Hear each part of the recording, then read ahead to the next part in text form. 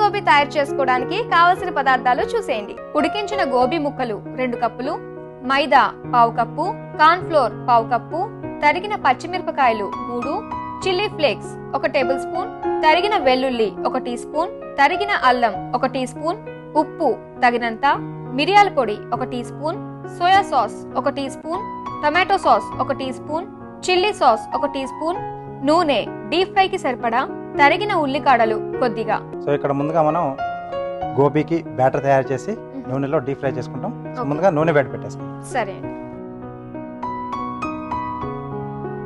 ఇప్పుడు ఒక బౌల్లో మైదా, ఓకే, కొద్దిగా కార్న్ ఫ్లోర్ అండి, ఉప్పు, ఓకే అండి, ఉప్పు తర్వాత మిరియాల పొడి ఒకసారి బాగా కలిపేసి దీంట్లో తగిన నీళ్ళు పోసి జారుడుగా కలుపుకోవాలి. ఓకే, అంటే పకోడీలాగా చేసుకోవాలి కదండి? అవునండి. రాజుగారు, సో కలపడం అయిపోయిందండి? రెడీ అండి. ఇప్పుడు మనం ముందుగా ఉడికించుకున్న గోబీ ముక్కలను దీంట్లో వేసేసి ఒక్కొక్కటిగా నూనెలో డీప్ ఫ్రై చేసుకోవాలి.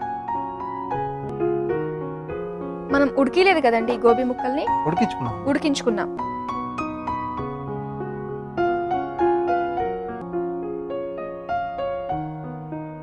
బాగా బ్రౌన్ కలర్ లో రావాలా అండి? లైట్ బ్రౌన్ వస్తే సరిపోతుంది.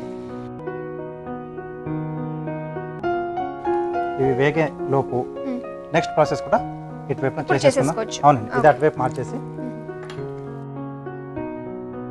దీంట్లో కొద్దిగా నూనె, సన్నగా తరిగిన అల్లం, అలాగే తరిగిన వెల్లుల్లి, సన్నగా తరిగిన పచ్చిమిరపకాయలు, వీటితో పాటుగా చిల్లీ ఫ్లేక్స్ అండి,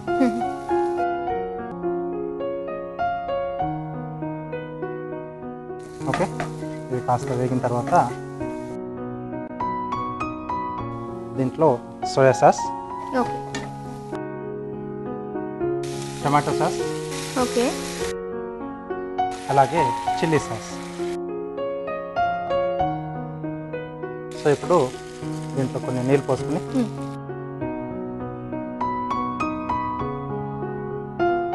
ఓకే అండి. సో ఇక్కడ మనం గ్రేవీ తయారు చేస్తున్నాం. ఒకవేళ గ్రేవీలా కావాలనుకుంటే ఈ ప్రాసెస్లో చేసుకోవచ్చు.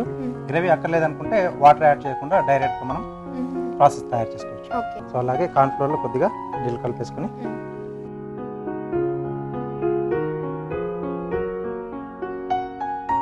దీంట్లో కొద్దిగా పోస్తూ, సో ఇది వేయంగానే టైట్ అయిపోయింది మనకి. అవునండి, ఇక్కడ మనకు సరిపోతుంది ఈ మాత్రం. ఓకే అండి. సో దీంట్లో కొద్దిగా ఉప్పు, అలాగే ఇవి కూడా రెడీ అయిపోయాయండి.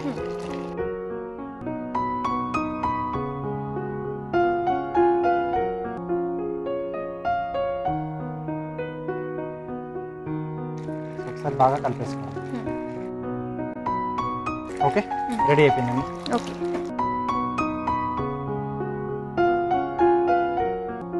చివరగా స్ప్రింగ్ ఆనియన్.